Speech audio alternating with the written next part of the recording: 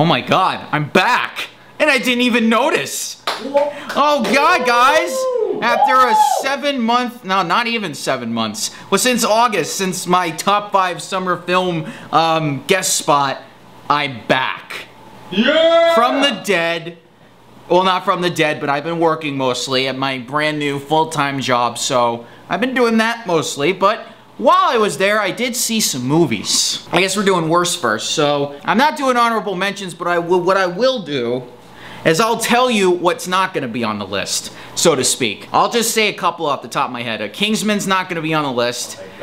God. Mall Cop's not gonna be on the list, neither is Pixels or, what's the other one that Alex put on his list?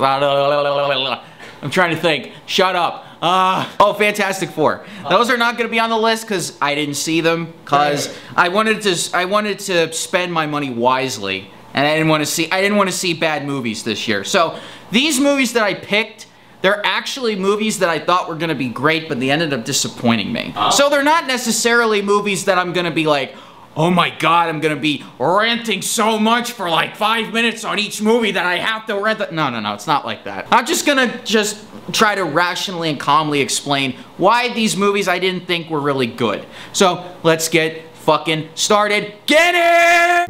Number 10. Alright, number 10. Think of this concept for me. Sean Penn. Let's put him in an action movie. Let's take a guy that's won Best Actor for 2 dramatic roles, and let's see how he does as Liam Neeson in a knockoff.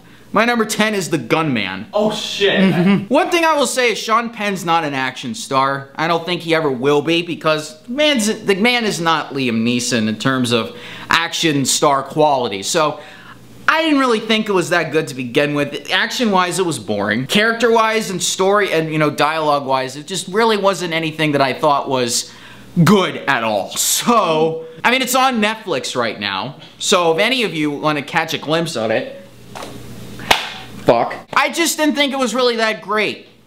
So that's all I can say.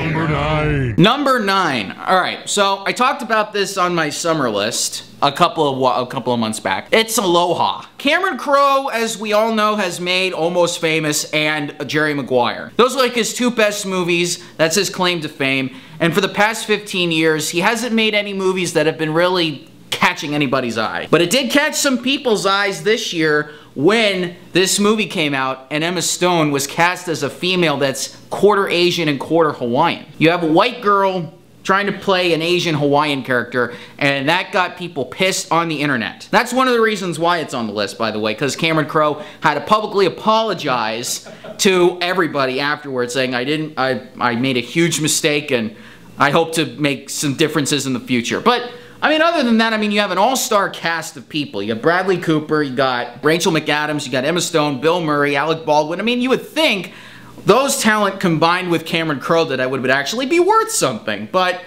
dialogue, it's classic Cameron Crowe dialogue that's been the past 10 years. I mean, it really hasn't been that great dialogue, and it just felt very cheesy. Really no chemistry between some really great talent. So, Aloha, number 9. It's not on Netflix. Number 8. Alright, my number 8 was the worst of the summer. It's The Man from U.N.C.L.E. Oh. Now, I remember I said, Austin, that looks like a good movie. We should go see it. And I'm like, I will never see this. It is not Mission Impossible. Because these are 2 movies that were based on TV shows. Yeah. The Man from U.N.C.L.E., if you did not know, was an old TV show, and like I believe around the same time Mission Impossible TV show was out. Remember, guys, I wasn't a big fan of it myself. Yeah, so I mean, you have Superman and Armie Hammer, and you got the girl from Ex Machina combined together. Alicia Vikander, I believe her name. Yeah. It's the beer, man. No, it's not the beer. A good cast. I mean, Armie Hammer and Henry Cavill usually have good chemistry outside of other movies. Yeah. But not in this one. Because Guy Ritchie, his style, it didn't work for an action movie like this. I mean, it's supposed to be something more. Although, if you go on IMDb's most popular movie list, this is currently ranked in like the top 20 of most popular. So, apparently there are some people... no, not of the year, just as of right now. So, I mean, action-wise, well, it wasn't really that great, and it was nothing on par with Mission Impossible. So anyway, that's why it's my number 8. Number 7. Alright, number 7 is a Disney movie. When I was working, this was actually a news story, because people were actually surprised that this one failed the way it did. 7 is Tomorrowland. It looks great. Visually, it looks great. It looks great, but storyline-wise, they try to put as much things as possible into this. It was so cluttered that they really didn't keep it simple stupid like you would think for a story like that. But mind you, this was also a movie, I'm going to talk about news story-wise. This failed big at the box office, by the way.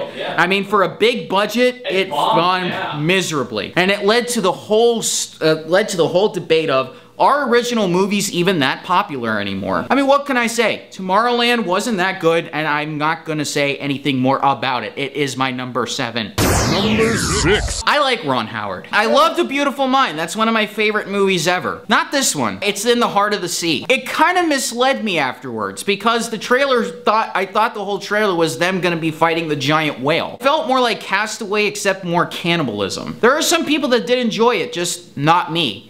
I mean, visually it looked great. I'm gonna give it that. I mean, Ron Howard did a good job visually with the camera work and the visuals. Yeah. But everything else, storyline-wise, I mean, I blame more the screenwriter for that. I mean, and you know, Chris Hemsworth, it just seems like when he's not playing Thor, it just seems like he's just there to be there. So, Heart of the Sea, my number 6, I believe. Yeah, 6. Number 5. So Austin and I saw my number 5 together. We were expecting a lot of things from this movie because we thought this was going to be as good as District 9 was. But it wasn't. No. Number 5 is Chappy. Oh God. I mean, I loved the whole setting of it for the first 5 minutes, and then I said the man with the subtitles is the best character in the movie. The rap group that was an actual rap group, but they used the whole cast of that one to be technically the parents of the robot, and you got Dev Patel, who was in Slumdog Millionaire. I mean, he was pretty good in that.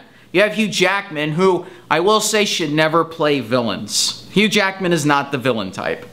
He is a guy that's best to play the hero, and in this one, hey, he got to use his real accent, and it just seemed very convoluted and crazy for being the setting that it is with the type of robotics that it was. It just seemed way too much action. Besides that guy with the subtitles, that was probably the only entertaining thing I liked about it. Chappy? Yeah. So yeah, Chappy is my number 5. Number 4. Number 4? I'm going to admit, I actually enjoy watching, and I will enjoy it again if I see it again. But I had to put it on there because it's still pretty bad, but I enjoyed it immensely. Lucas knows for damn sure. Yep. Number 4 is Mordecai. Yep. God, I mean, it already was a cult classic to begin with, because if you've ever read the graphic novels that they were based on, the graphic novels were pretty bad, so they knew what they were getting when they made this whole thing. So I just took it for what it was. I just had fun with it. I know people were disgusted by it. It's more than just a guilty pleasure. I mean, yeah, it's bad, but I just had a very fun time watching it. It was kind of like watching The Room in a sense. I mean, I already knew it was going to be bad when it came out, but I enjoyed it thoroughly. I mean, it can't be my number 1, because if it was my number 1, then it would have been. But there were 3 others that I couldn't really enjoy that much. But this one, Mordecai, number 4. Number 3. Now, Alex is going to leave the room after I say this, probably. Because this was probably one of his favorites. But for me, I just got very bored by it, and I found it... I wouldn't say a disgrace, because it's obviously not, because it's a very good franchise, but my number 3 is Spectre. Oh! Yeah. Wow! Yeah. Look, yeah. I didn't like Spectre. I found it very boring. I didn't like the action. The action to me just wasn't on the par of Skyfall. Wow. It wasn't very enjoyable. I mean, Bond felt like he was in God mode most of the time. I would agree with that, honestly. I mean, the action was the cinematography certainly didn't help with the action. The action didn't make a lot of sense, considering, like, when you get to the train fight scene, there's nobody in the kitchen, nobody in the rooms. It just was a completely empty train. And that drive chase sequence went way too far long. It was longer than it needed to be. I mean, there were certain parts where I laughed, but let me say this. Am I the only one that found it creepy that Bond, who's almost in his 50s, the Bond girl almost looked like she's in her mid-20s? I mean, and I didn't really like the Christoph Waltz villain. I just kind of thought they brought him in. It's like, because he's supposed to be the mastermind behind everything, and they didn't really, it just kind of fell off, because if he's supposed to be the mastermind behind everything that's happened in the past 4 movies, they didn't do a really good job at making it seem like he was this really the whole mastermind behind it. I mean, they said it in dialogue, but just because they say it in dialogue doesn't mean it actually makes sense, or that it just didn't really work for me. So Spectre is number 3. Number 2. Number 2 is based on a book series, but this one came out in March, so it's not Hunger Games, but it was close. My number 2 is Insurgent. Yeah. Oh! Insurgent. I just don't get this series at all. It's just leaving me in a blunder. And it was just very hard to follow, and you know, Miles Teller's character was the most baffling of them all, considering like he's considered to be a villain, and then all of a sudden he starts to help them out just because, like, oh, in a dream sequence, Shailene Woodley didn't kill me, so therefore I'm gonna be good. It just didn't really seem very that well done to me. So, Insurgent number 2, I'm sorry. It's number 1. Alrighty, here we go. So, I actually have a little personal thing with this. It kind of felt like that, considering that it just came out about a month ago. I know there's gonna be like jaw drops everywhere, but I have to say it. Number 1 is The Portrait. That's right, Austin Putnam's movie is the worst of 2015. No, it is. Let me tell you why. My acting sucks. I need to take. Wait. Hold on. Wait, hold on. I'm sorry. Hello? Oh, ladies and gentlemen, I have to apologize. Wow. That wasn't supposed to be the number 1. That wasn't even considered in the category. Oh my God. So, the way that I see this movie is, did they do it just because they had money and they wanted to spend it? Did they really think that they had a good screenplay with this? My number 1 is Jupiter Ascending. Damn. Mila Kunis' character was completely pointless. They're going, Mila Kunis, you're the chosen one. She's like, yeah, whatever. Like, you know. You have a female protagonist, and they don't really treat her like a female protagonist. They treat her like a damsel in distress. Channing Tatum, I mean, he's just like, he's supposed to be like Wolverine, except he's not really Wolverine. He's supposed to be the man that saves her all the time. And it's that stereotypical 80s type of monologue where, help me, and I'm like, I'll save you. And Eddie Redmayne, Eddie Redmayne would be perfect as a JoJo's Bizarre Adventure character. The acting was not good. The story didn't make. Situation. Oh, I apologize. The real winner is Michael Keaton. Yes. There was really no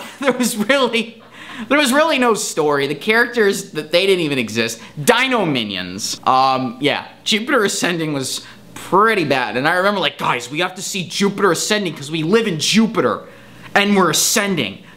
And they're like, I remember saying that, and it was like, no. So, that's why Jupiter Ascending's number 1. Alright guys, that's my worst list. Sorry if I didn't really seem that excited about it, but you know what? I've made it a policy this year to avoid bad movies like The Plague. These movies just happen to be bad, and I thought they were gonna be good, so. Bye guys, I'll see you on the best list later on today. Arrivederci.